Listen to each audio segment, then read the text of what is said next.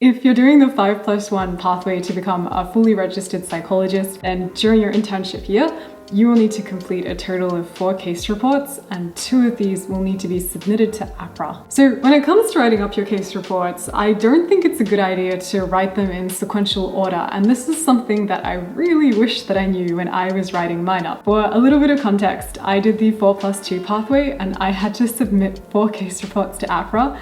However, all of them passed the first time I submitted them, so I'm going to share with you some handy hacks that I learned which will make your writing process so much easier. So first up, let's take a look at the basic structure of the case report, and it will vary a little bit between assessment and intervention reports. However, they're all going to have the same 3 sections at the start, so the background, assessment, and analysis and diagnosis. So where exactly should you start then with the writing process? Now, a lot of people are going to be tempted to go to the background section, start at the beginning. However, I think if you start here, you're wasting your time. The background information part is essentially the diagnosis fleshed out.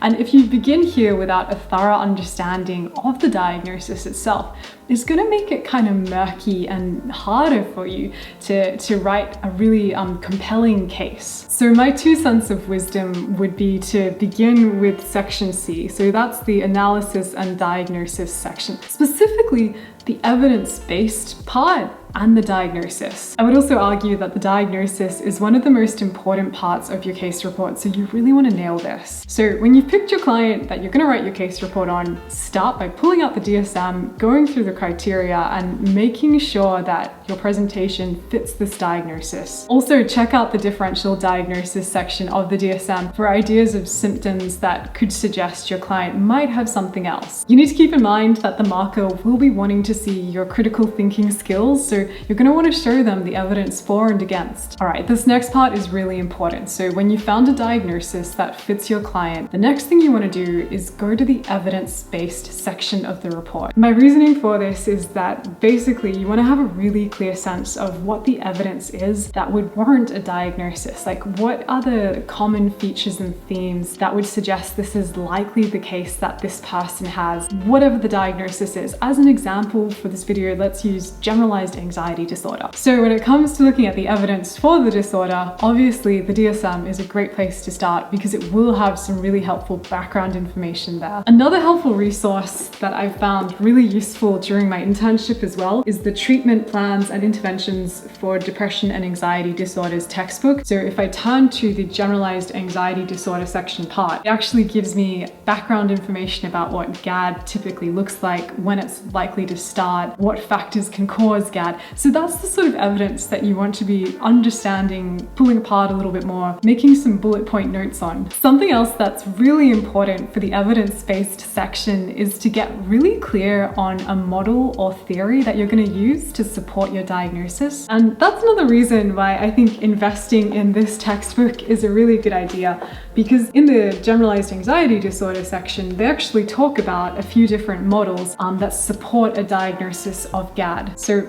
as an example, let's say that I chose to talk about Wells and Butler's metacognitive model of GAD, which basically postulates that central feature of GAD is worry, and that this is maintained by positive and negative beliefs about the worry. Having an idea of this model, providing that it does fit with my particular client, let's say it does, it just makes it so much easier to go back and then write up my background section, because I have a sense that the worry is perpetuated by negative and positive beliefs, so I can highlight that and then link it in my evidence-based section, and it supports my diagnosis. So you can see how all these things are thread together, and the more prep you can do before writing, the easier it's going to make it for when you actually start to write out your case report. Okay, so once you have a good sense of the evidence-based section and the diagnosis, then I think you can go and actually start writing up the background section of your case report. I think it's also important to point out that 2,500 words really isn't a lot, so you want to make every word count, especially in the background section where you're creating a compelling case that this client has this diagnosis.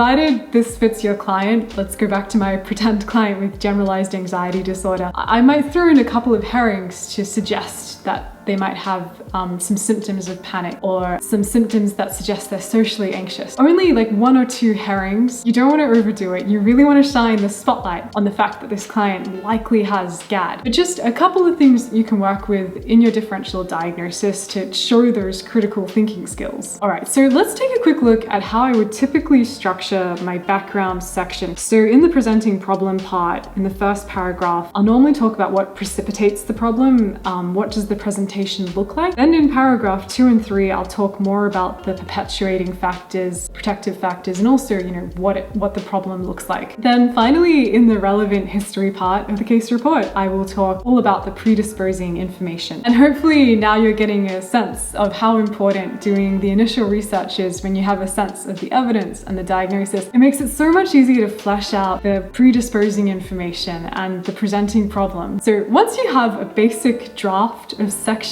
A, and I can't emphasize this enough, don't worry about perfecting it at this point, then you can go on to section C and you can start writing up your case formulation, which is arguably one of the other most important parts of the case report. When I get up to this part of the writing process, I usually take my time going back and forth between the background information and the formulation, making sure that they match up really, really well. From here, you can also start writing up the diagnosis and the differential diagnosis, going back to section A and making sure that it matches. And eventually, going through this process, you'll have a really nice fleshed out looking section A and section C. Once you've got this in place, this is just my opinion, but I really think that section B, D, and E were the easier sections of the case report to write up. So they probably won't take you as long to do. Ultimately, following this basic process where I started with section C and then moved to A and back and forth between C and A until I got this spot on really well, this whole process helps make the case report writing a lot easier and quicker to do. So I hope that you find this